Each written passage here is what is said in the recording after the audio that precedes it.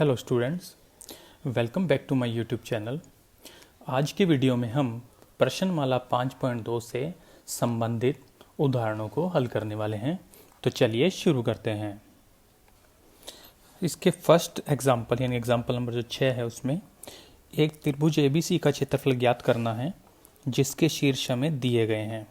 तो त्रिभुज एबीसी का क्षेत्रफल ज्ञात करने के लिए हम सूत्र का इस्तेमाल करते हैं सारणिक वाला, जिसमें पहले दो स्तंभ दिए गए बिंदुओं से ज्ञात किए जाते हैं और आखिरी स्तंभ बनता है 1, 1 और 1 से। इसको किसी भी विधि से अगर हल करेंगे तो उत्तर प्राप्त होगा -1, जिसके बाहर हम मोड लगा देंगे जिससे ये पॉजिटिव आंसर दे। तो इसका उत्तर आएगा 1 वर्ग इकाई। नेक्स्ट एग्जाम्पल नंबर 7 में दिया गया है कि बिंदु सरेख हों तो x का मान ज्ञात कीजिए। हम जानते हैं कि यदि बिंदु सरेख होंगे तो त्रिभुज का क्षेत्रफल ज्ञात करते समय जो सारणिक का मान हम ज्ञात करते हैं उसका मान प्राप्त होगा 0। अब इस सारणिक का प्रसार r1 के सापेक्ष करते हैं तो हमें प्राप्त होगा x गुणा -6 प्लस 2 गुणा में -3 और प्लस 1 गुणा में 24 इक्वल 0, जिसको हल करने पर x का मान प्राप्त होगा 3, जो कि आपके क्वेश्चन का फाइनल आंसर है। नेक्स्ट एग्जाम्पल में हमें सिद्ध करना है कि दिए गए बिंदु सरेख हैं, या हमें सिद्ध करना है कि इस सारणिक का मान 0 होगा। जिसे सिद्ध करने के लिए हम लेफ्ट हैंड साइड का यूज़ करेंगे, जिसे आगे हल करने के लिए हम C2 में चेंज करने वाले हैं C2 प्लस C1, जिससे हमें LHS मिलेगी। पहले स्तंभ में कोई चेंज नहीं है, दूसरा स्तंभ बन जाएगा AB plus BC plus CA, AB plus BC plus CA और AB plus BC plus CA, और आखिरी स्तंभ में कोई चेंज नहीं यानी 1, 1 और 1। अब दूसरे स्तंभ में से कॉमन ले लेंगे AB plus BC plus CA, जिसके बाद AB plus BC plus CA बाहर लिखा जाएगा और शेष बचेगा BC CA AB स्तंभ, और बाकी दोनों स्तंभों के एलिमेंट होंगे 1, 1 और 1। अब हम सारणिक के गुणधर्म से जानते हैं कि यदि कोई दो पंक्तियां या दो स्तंभ एक समान हो तो सारणिक का मान 0 होगा। इस आधार पर ओवरऑल वैल्यू बनेगी 0, और कारण लिखेंगे क्योंकि C2 और C3 इक्वल हैं, और यही हमें RHS में मान ज्ञात करना था। इस प्रकार सिद्ध होता है कि दिए गए बिंदु सरेख हैं। नेक्स्ट एग्जाम्पल में दो बिंदुओं A और B को मिलाने वाली सरेखा का समीकरण ज्ञात करना है, और उसके बाद एक त्रिभुज ABC का क्षेत्रफल 2 वर्ग इकाई देकर हमसे कांस्टेंट K का मान ज्ञात करने को कहा जा रहा है, जहां पर तीसरा बिंदु C K, 0 है। तो इसमें पहले हम बिंदु A और B से गुजरने वाली रेखा का समीकरण ज्ञात करते हैं, जिसका सूत्र होता है पहले बिंदु लिखे, अंत में XY लिखा और एक स्तंभ लिखा 1, 1, 1, सारणिक इक्वल 0। R3 के सापेक्ष इसका विस्तार करते हैं तो हमें मिलेगा x गुणा में 1 माइनस y गुणा में 9 प्लस 1 गुणा में 23 बराबर 0, जिसको हल करने पर आएगा x minus 9y plus 23 equal 0, जो कि सरेखा का बनेगा समीकरण। अब यदि तीसरा बिंदु C हो तो प्रश्नानुसार हमें दिया गया है कि त्रिभुज ABC के क्षेत्रफल का संख्यात्मक मान आ रहा है 2, यानी वो +2 भी हो सकता है और -2 भी, और हम अपनी ओर से त्रिभुज ABC का क्षेत्रफल ज्ञात करेंगे। तो पहले दो बिंदु लिखे, फिर तीसरा बिंदु K, 0 लिखा और अंत में लिखा 1, 1, 1। इसके कुलांची +-2, 1/2 को उठा के ले गए राइट हैंड साइड में, तो हमें मिलेगा RHS में प्लस माइनस 4।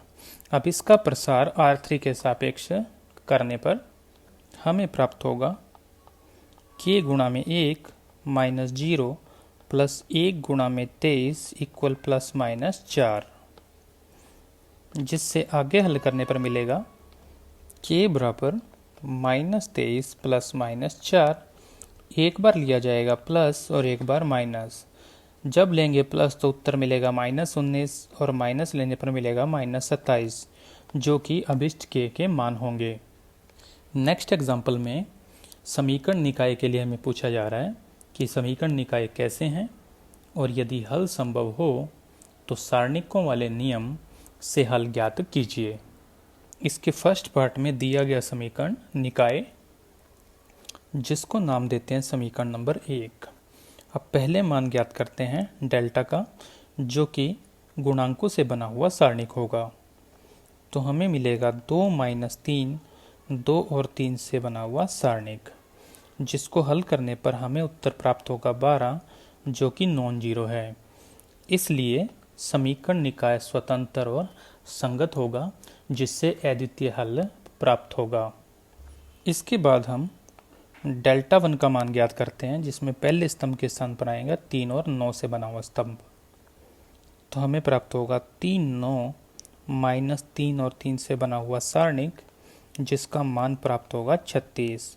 इसी प्रकार डेल्टा 2 का मान प्राप्त करने के लिए माइनस 3 और 3 के स्थान पर आएगा 3 और 9। तो हमें प्राप्त होगा 2 और 2, 3 और 9 से बना हुआ सारणिक, जिसको हल करने पर उत्तर प्राप्त होगा 12। इसलिए उपरोक्त नियम से x का मान आएगा डेल्टा 1 बटे डेल्टा यानी कि 3, और y का मान प्राप्त होगा डेल्टा 2 बटे डेल्टा यानी कि 1, जो कि आपके क्वेश्चन का फाइनल आंसर है।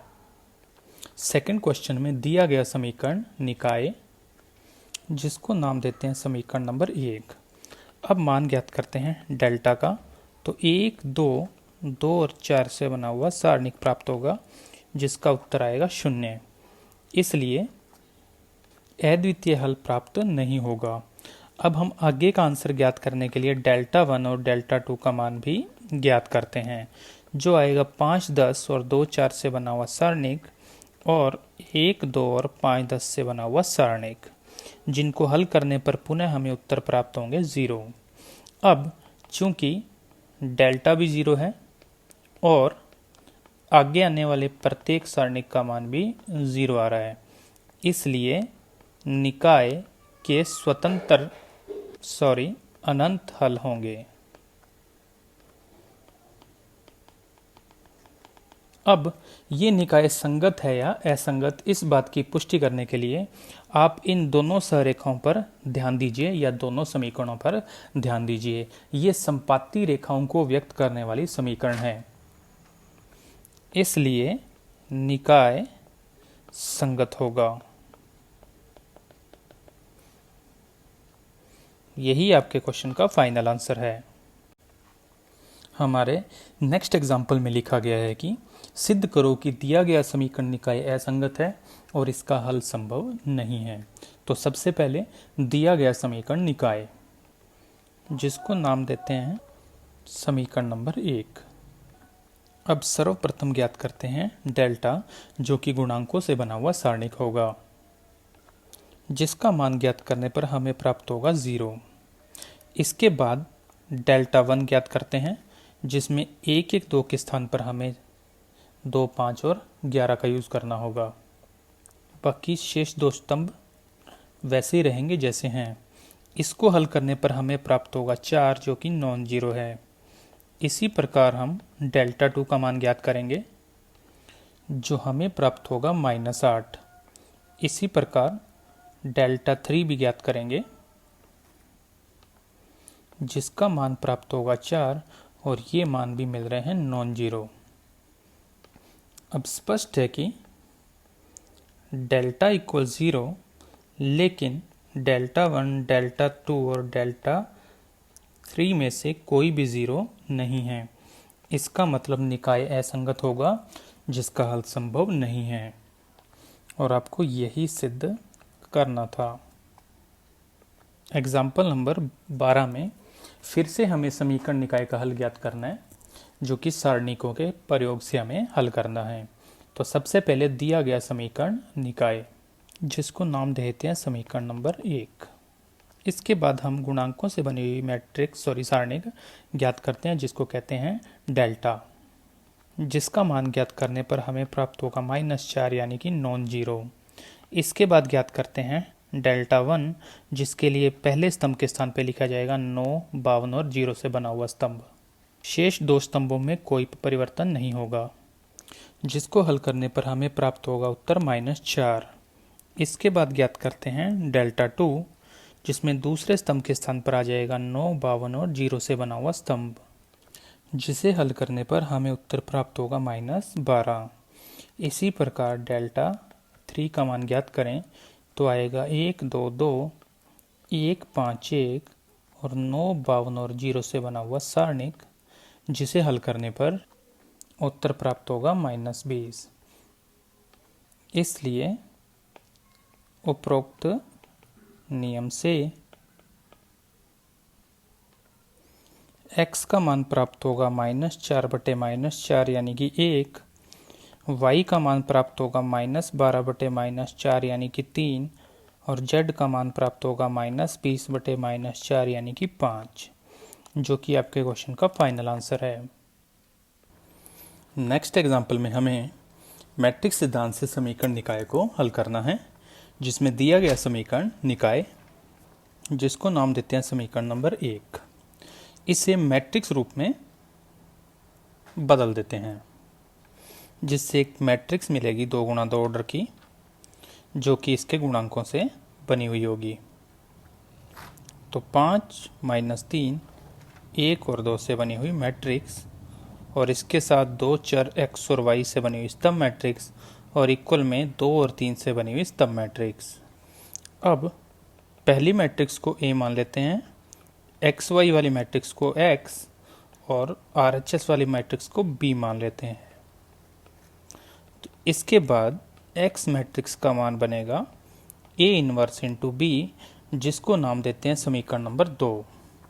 यहाँ पर A मैट्रिक्स होगी जिसका इनवर्स हमें ज्ञात करना है, तो सबसे पहले सारणी के का मान ज्ञात करते हैं, जो प्राप्त होगा 13, जो कि नॉन जीरो है। इसका मतलब A इनवर्स का अस्तित्व होगा। नेक्स्ट हमें A इनवर्स ज्ञात करने के लिए सबसे पहले आवश्यकता पड़ेगी एडजॉइंट A की, जो कि मुख्य विकर्ण के एलिमेंट को इंटरचेंज करेंगे और शेष बचे हुए एलिमेंट का चिन्ह चेंज करने पर मिलेगी। इस आधार पर A इनवर्स का सूत्र है 1 बटे सारणी के इंटू एडजॉइंट A। तो इससे प्राप्त होगा 1 बटे में 13 और 2, 3 -1 और 5 से बनी हुई मैट्रिक्स, जिसको नाम देते हैं समीकरण नंबर 3। ये मान समीकरण 2 में यूज करने पर हमें कैपिटल X मैट्रिक्स, जो कि है A इनवर्स इंटू B, से मिलेगा 1 बटे 13, 2, 3 -1 और 5 से बना हुआ मैट्रिक्स इंटू B मैट्रिक्स, जो कि हमने ले रखा है 2 और 3 से बना हुआ स्तंभ मैट्रिक्स। इनका पंक्ति गुणा स्तंभ विधि से गुणा करते हैं, तो बाहर 1 बटे 13 है और बाकी का पंक्ति गुणा स्तंभ विधि से गुणा करने पर हमें प्राप्त होगा 13 और 13 से बना हुआ स्तंभ मैट्रिक्स। 1 बटे 13 का अंदर गुणा करें तो हमें मिलेगा 1 और 1 से बना हुआ स्तंभ मैट्रिक्स। लेफ्ट हैंड साइड में चल रहा है कैपिटल X मैट्रिक्स, जो कि X और Y से बना हुआ स्तंभ मैट्रिक्स है। तो पूर्व की भांति ही दो मैट्रिक्स एक समान होने के कारण X का मान 1 और Y का मान 1 मिलेगा, जो कि आपका फाइनल आंसर है। हमारा नेक्स्ट एग्जाम्पल है कि दिए गए समीकरण निकाय को मैट्रिक्स के रूप में व्यक्त करें, और यदि A एक मैट्रिक्स इस प्रकार दी गई हो तो A इनवर्स ज्ञात करिए और उसके बाद इसी की सहायता से समीकरण निकाय को हल कीजिए। तो सबसे पहले मैं दी गई मैट्रिक्स A की बात करता हूँ, जिसको नाम देते हैं समीकरण A। तो हमें आगे ए का इन्वर्स ज्ञात करना है। इसके लिए मैं सबसे पहले सारणी के ए का मान ज्ञात करता हूँ, जिसका मान हमें प्राप्त होगा -2, जो कि नॉन जीरो है। इसका मतलब ए इन्वर्स का अस्तित्व होगा। नेक्स्ट स्टेप, ए इन्वर्स का सूत्र होता है, अब सारणिक ए का मान हमने ज्ञात किया -2 और एडजॉइंट एक मैट्रिक्स होगी जो कि ए के प्रत्येक एलिमेंट के सहखंड से बनेगी, जो कि कुछ इस प्रकार होगी, जिसे नाम देते हैं समीकरण नंबर 2। ये हमने एक आंसर इसका ज्ञात कर लिया है। अब दिया गया समीकरण निकाय, जिसको नाम देते हैं समीकरण नंबर 3, इसे हम मैट्रिक्स रूप में व्यक्त करते हैं, जिससे हमें एक मैट्रिक्स मिलेगी 3 गुणा 3 की, जो कि इसके गुणांकों से बनी हुई होगी। गुणा में 3 चर एक्स वाई जेड से बनी हुई स्तंभ मैट्रिक्स और इक्वल में 9, 6 और 2 से बनी हुई स्तंभ मैट्रिक्स। अब अगर यदि ध्यान दें तो ये पहली मैट्रिक्स समीकरण 1 के अनुसार है ए मैट्रिक्स, तो इसको लिखा ए, इस दूसरी मैट्रिक्स को नाम दिया एक्स और सामने वाली मैट्रिक्स को नाम दिया बी। ये हमने एक्स और बी को मान लिया। नेक्स्ट स्टेप में एक्स मैट्रिक्स का मान आएगा ए इनवर्स इंटू बी, जिसमें ए इनवर्स का मान समीकरण 2 से लिख देते हैं, तो -1/2 और एक मैट्रिक्स और गुणा में बी मैट्रिक्स जो कि 9, 6 और 2 से मिलकर बनी हुई है। -1/2 को बाहर छोड़ते हुए यदि शेष दोनों मैट्रिक्स का पंक्ति गुणा स्तंभ विधि से गुणा करें तो हमें प्राप्त होगा -2, -4 और -6 से बनी हुई स्तंभ मैट्रिक्स, जिसके अंदर -1/2 का गुणा करने पर हमें प्राप्त होगा 1, 2 और 3 से बना हुआ स्तंभ मैट्रिक्स। अब लेफ्ट हैंड साइड में जो एक्स मैट्रिक्स है वो एक्स, वाई और जेड से बना हुआ स्तंभ मैट्रिक्स है। इस आधार पर दो मैट्रिक्स इक्वल होने पर एक्स का मान 1 और वाई का मान 2 और जेड का मान 3 मिलेगा, जो कि आपके क्वेश्चन का फाइनल आंसर है। नेक्स्ट जो एग्जाम्पल है, एग्जाम्पल नंबर 15, इसमें दो मैट्रिक्स ए और बी दिए गए हैं, जिनका गुणन हमें ए बी ज्ञात करना है और इसकी सहायता से एक दिए गए समीकरण निकाय को हल करना है। ठीक इसके जैसा क्वेश्चन हमने प्रश्नमाला 5.2 में भी सॉल्व किया है। तो सबसे पहले ए गुणा बी ज्ञात करते हैं, जिसे पंक्ति गुणा स्तंभ विधि से यदि हल करें तो हमें उत्तर प्राप्त होगा 6, 0, 0, 0, 6, 0 और 0, 0, 6 से बनी हुई एक मैट्रिक्स, जिसमें से 6 कॉमन लेने के बाद हमें प्राप्त होगा 1, 0, 0, 0, 1, 0 और 0, 0, 1 से बनी हुई मैट्रिक्स, जो कि एक 3 गुणा 3 कोटि की इकाई मैट्रिक्स है, इसलिए इसको लिख दिया 6i। अब ये मान हमें प्राप्त हो रहा है a इंटू बी से। अगर a को उठा के दूसरी साइड में ले जाएं तो b बराबर बनेगा 6 गुणा में a इनवर्स इंटू आई। अब मैं पूर्व में भी बता चुका हूँ कि i मैट्रिक्स में 1 के जैसे काम करता है, तो इस हिस्से का उत्तर बन जाएगा a का इनवर्स, यानी 6a का बन जाएगा इनवर्स। इस आधार पर यदि a इनवर्स का मान ज्ञात करें तो वह प्राप्त होगा 1/6 और b, यानी a इनवर्स होगा 1/6 और साथ में लिख देते हैं मैट्रिक्स b, जिसको नाम देते हैं समीकरण नंबर 1। अब दिया गया समीकरण निकाय, जिसको नाम देते हैं समीकरण नंबर 2। अब इसकी पहली इक्वेशन में z का पद नहीं है और तीसरी इक्वेशन में x का पद नहीं है, तो इसे मानक रूप में बदलने के लिए 0z और 0x लिख देते हैं। अब इस प्रकार हमें मानक रूप में समीकरण निकाय मिल चुका है, जिसे मैट्रिक्स रूप में बदल लेते हैं, जिससे हमें एक मैट्रिक्स मिलेगा 3 गुणा 3 कोटि का, जो कि इसके गुणांकों से बना हुआ होगा। तो हमें प्राप्त होगा 1, -1 और 0, 2, 3 और 4 से बना हुआ मैट्रिक्स, पंक्ति, और 0, 1 और 2 से बनी हुई पंक्ति गुणा x, y और z से बनी हुई स्तंभ मैट्रिक्स इक्वल में 3, 17 और 7 से बनी हुई स्तंभ मैट्रिक्स, जिसमें से पहली मैट्रिक्स A है, दूसरी मैट्रिक्स को नाम दिया X और बाहर वाली मैट्रिक्स को नाम दिया C, क्योंकि क्वेश्चन में ऑलरेडी B दिया गया है, ये हमने मान लिया। नेक्स्ट स्टेप में कैपिटल X मैट्रिक्स का मान होगा A इनवर्स इंटू C, जिसमें A इनवर्स का मान समीकरण 1 से हम लिख देते हैं 1/6 और एक मैट्रिक्स, और गुणा में C मैट्रिक्स जो कि 3, 17 और 7 से बनी एक स्तंभ मैट्रिक्स है। इसमें 1/6 को बाहर रखते हुए शेष दो मैट्रिक्स का पंक्ति गुणा स्तंभ विधि से गुणा करने पर हमें प्राप्त होगा 12, -6 और 24 से बना हुआ स्तंभ मैट्रिक्स, जिसमें 1/6 का गुणा करने पर हमें प्राप्त होगा 2, -1 और 4 से बना हुआ स्तंभ मैट्रिक्स। लेफ्ट हैंड साइड में जो x मैट्रिक्स है वो है x, y और z से बना हुआ स्तंभ मैट्रिक्स। अब यदि कोई दो मैट्रिक्स एक समान हो तो x का मान 2, y का मान -1 और z का मान 4 मिलेगा, जो कि आपके क्वेश्चन का फाइनल आंसर है। इसी सीरीज में जो आखिरी एग्जाम्पल है उसमें लिखा गया है कि दिए गए समीकरण निकाय को हल कीजिए, जो कि पुनः मैट्रिक्स के रूप में ही लिखा हुआ है।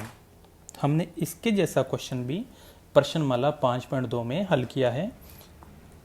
इसमें हम पहले इन दो मैट्रिक्स का गुणा पंक्ति गुणा स्तंभ विधि से करेंगे और इस मैट्रिक्स को उठाकर लेफ्ट हैंड साइड में लेकर आएंगे, जिससे हमें मिलेगा 3x प्लस 3z,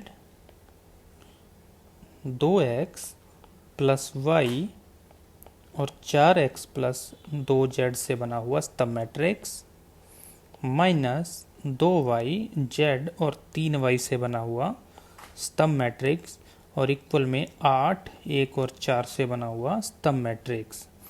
अब इन दो मैट्रिक्स का अंतर लेते हैं तो हमें प्राप्त होगा 3x minus 2y plus 3z, 2x plus y minus z और 4x minus 3y plus 2z से बना हुआ स्तंभ मैट्रिक्स, और इक्वल में 8, 1 और 4 से बना हुआ स्तंभ मैट्रिक्स।